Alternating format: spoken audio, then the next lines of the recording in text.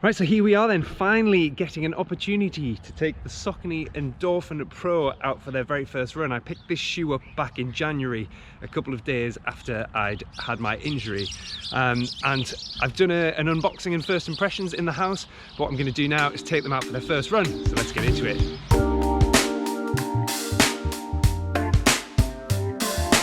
Right, we have GPS lock, let's do it. Here we go.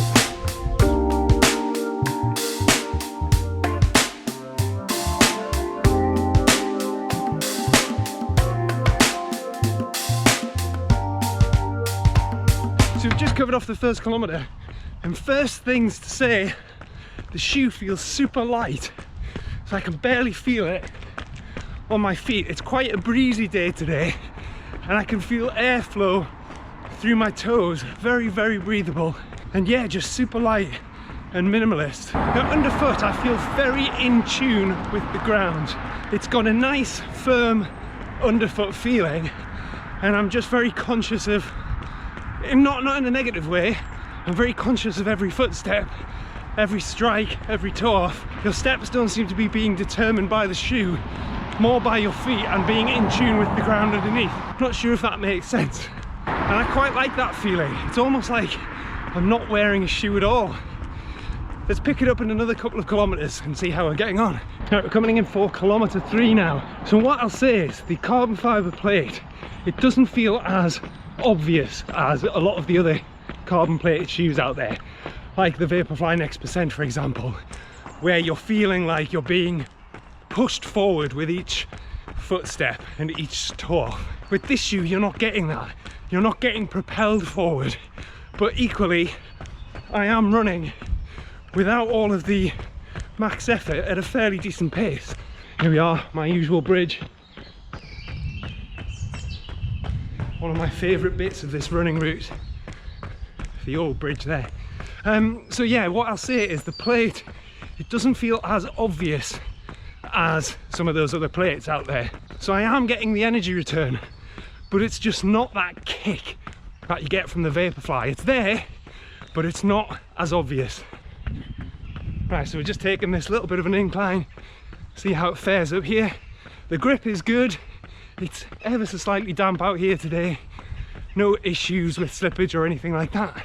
The light weight of the shoe means it's feeling fine as I'm taking on this incline, so no issues there. And when you compare this shoe to the Endorphin Speed, you can tell there's a lot less, I suppose, stability or security of fit. It's definitely the racing version, if you know what I mean. There's not as much cushioning around the back of the Achilles. You don't feel as locked in, as held in place. It's a lot more of that minimalist feel, that racing shoe feel. Twists and turns, I'm feeling okay, but around the back of my foot, there's just a little bit of a lack of security. The stability in the forefoot feels fine. The platform underfoot feels nice and wide. It's taking on these twists and turns quite nicely, so no issues there. It's just sort of towards the back of the foot, you don't feel as securely held in place. Right, I'm coming in for 4 kilometres, so what I'm going to do is going to pick up the pace just to see how they accelerate. There we are, up towards race pace, and just hold it for perhaps 500 metres or so. Still a bit injured, so I'm not going for the full kilometre, and let's just see how it holds. Picked up the pace quite nicely. I'm sitting at a little over 3:30 a kilometre, which would be my ideal race pace perhaps for 10k. Right, I'll see you at the end of the interval. Right, so there we have it. 500 metres at a little over 3 minutes and 30 a kilometre. So the shoes picked up that pace quite nicely. But again, I'm not feeling propelled forward in each step from that plate.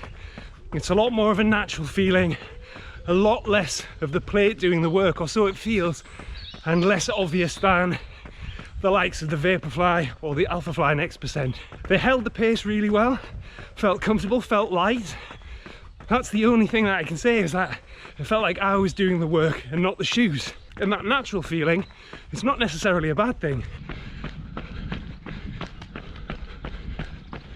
I'm coming in towards the finish, another 200 meters to go, I'm just allowing myself once again to pick that pace up a little bit, just to push them. It's a little bit downhill, but it's just nice, a nice feeling to be running at pace again.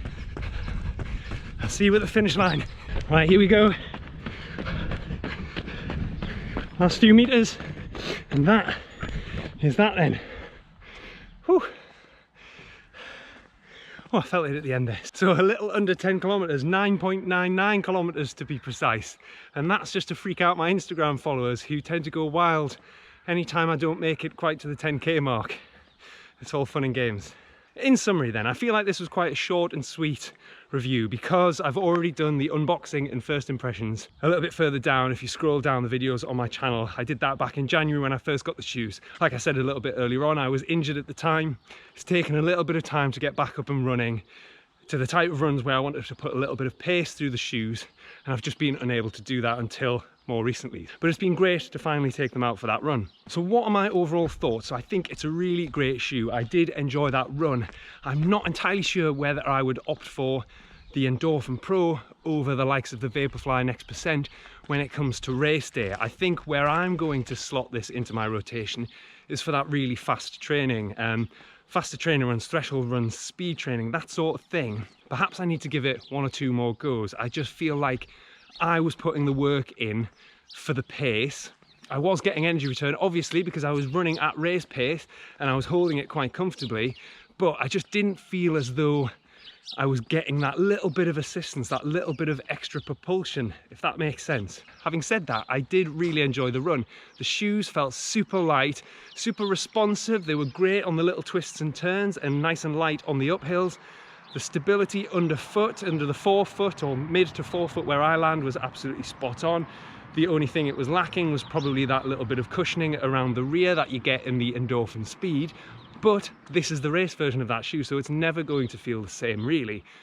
There was a familiar feel in terms of the midsole compared to the Endorphin Speed, and a little bit of extra rigidity in the plate. Obviously, this is a carbon fiber plate versus the nylon plate of the Endorphin Speed. If I were to have to pick one out of the Endorphin Speed or the Endorphin Pro, I would probably edge toward the Endorphin Speed. And the reason for that being, I guess, price. It's around about 40 or 50 pounds cheaper than the Endorphin Pro, but also it's got that little bit of extra use, if that makes sense. It's comfortable going longer distances as it is going in some of those speed sessions and things like that. This being a carbon plated shoe, I wouldn't be using this day in, day out for every run. I would be saving it for those faster runs. And that's what I'm looking forward to trying out in them. I'm looking forward to perhaps a 5k time trial, a 10k time trial, just to see how it compares, I guess, side by side. It's been a little while since I've run in the Vaporfly Next Percent, and so I want to give this more of a chance. So let me know down below, have you run in the Endorphin Speed? Have you run in the Endorphin Pro? Which is your favourite? How do they compare, in your opinion, to some of the other race day shoes out there? So thank you very much again for watching. Comment, like, subscribe, all of that sort of really great stuff, and share this video with all of your friends, and I look forward to seeing you on the next one.